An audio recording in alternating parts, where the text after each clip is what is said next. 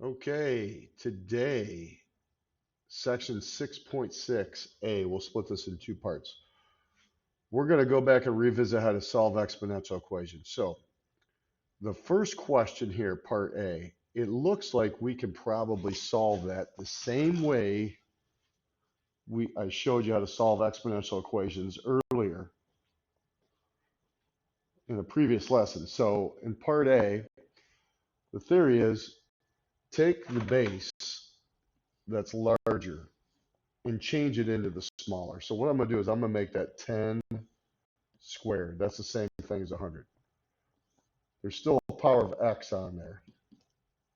Over here, what I'm going to do is I'm going to take this 1/10. I know there's an exponent of 1, and I'm going to rewrite it as 10 to the negative 1. That's the same thing. And I know it has an exponent of x minus 3. So the next step then would be to multiply exponents together because you have powers raised to power. So I have 10 to the 2x equals,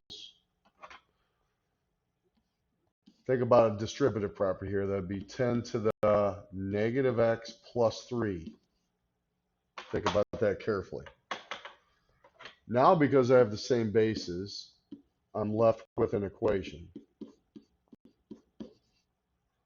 And what I would do is add x to both sides. Got 3x equals 3 dividing x equals 1 is my answer. So that problem I could get done because the bases are the same. Look at part B. Got a problem. 2 and 7 cannot be made into the same base. So we got to do something else. Now, there's a theory of solving equations that says that you can do whatever you want as long as you do the same thing to both sides of an equation. So what I think I'm going to do is I'm going to take the logarithm of both sides.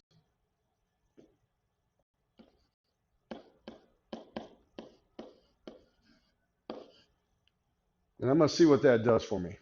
Now, do you notice anything we could do? There's a property of logarithms states it's a reversible property. If you have a power, you could multiply it in front of the logarithm.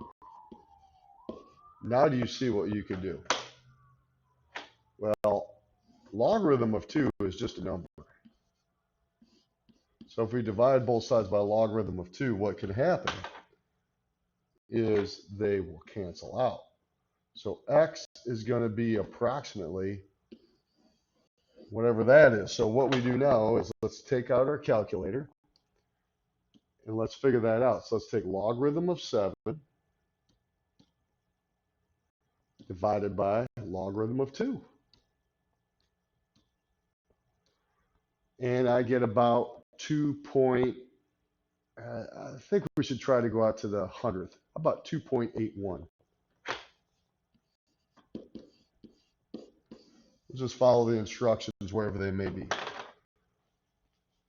Okay, so that's about 2.81. So what I'm doing is I'm being ingenious with my properties. Okay, so how about we try those? You can actually do anything. You want to take the natural logarithm on both sides. You want to take logarithm base 6. You can actually do anything you want. But what we want to do is create a situation in which we could actually solve an equation. So this x can go out here. So this turns into the same type of a problem.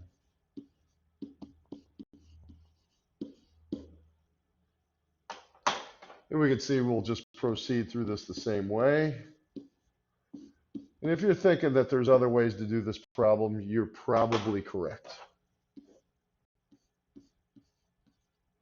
So I'm just going to figure that out in my calculator. So what I've got here is log 5 divided by log 2. Let's see what we get for that. Log of 5 divided by log of 2. And I get approximately 2.32, let's say.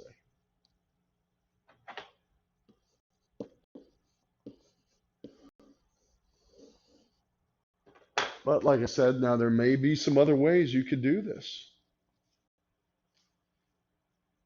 Like for example, if your calculator will evaluate a logarithm with different bases, you can get it done. But I'm thinking that the best idea is to understand these properties so that you can solve any equation at any time. All right, so let's go on to this one. How about we take a logarithm of both sides again?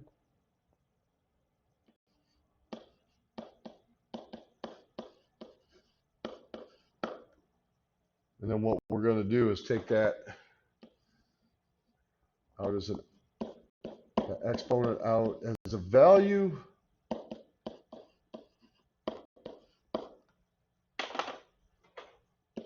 Divide both sides by a log of 7 and 9.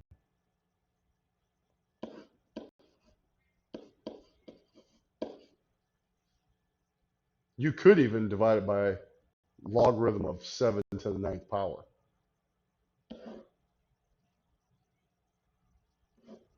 So x is approximately whatever we're going to get over there.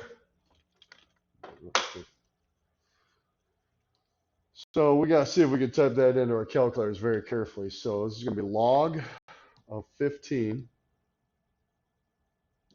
divided by, I think I'll put this in parentheses. So I'm sure my calculator does this correctly. So I'm going to close two parentheses. I'm getting about 0.15.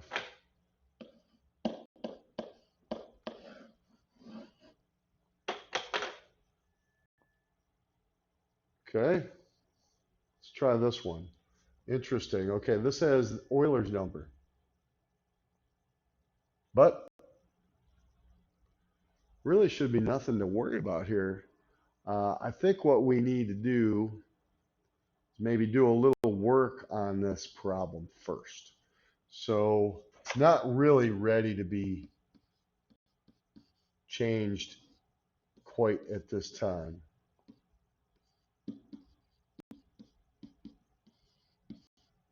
Thinking maybe we divide by 4. So we have e to the negative 0.3x equals 5. I'm going to tell you, there's a lot of ways you could solve this problem. There really are. A lot of ways you could solve it. I think I'm just going to take the logarithm of both sides.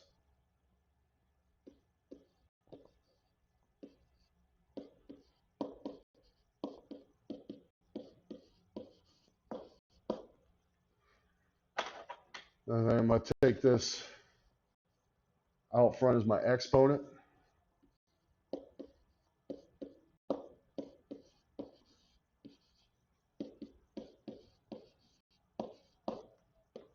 Like I said, there's many ways to solve this equation at this point. So I'm going to divide by logarithm of e and the number negative 0.3 at the same time.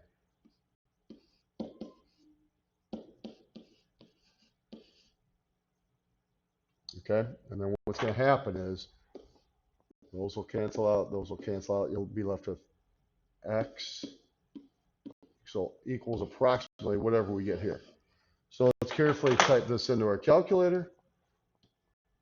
So we got logarithm of 5 divided by, once again, I'm going to open parentheses for the bottom. And it doesn't look like that happened. There we go.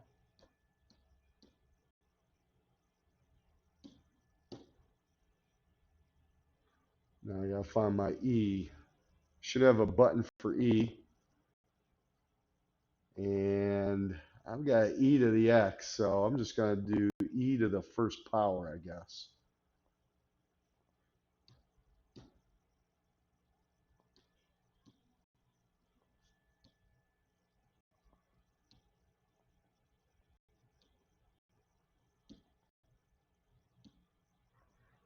Okay, so we're going to get here approximately negative 5.36. So you see how we could go about this. Well, like I said, there are other ways to solve these. So there you go. There's our first lesson.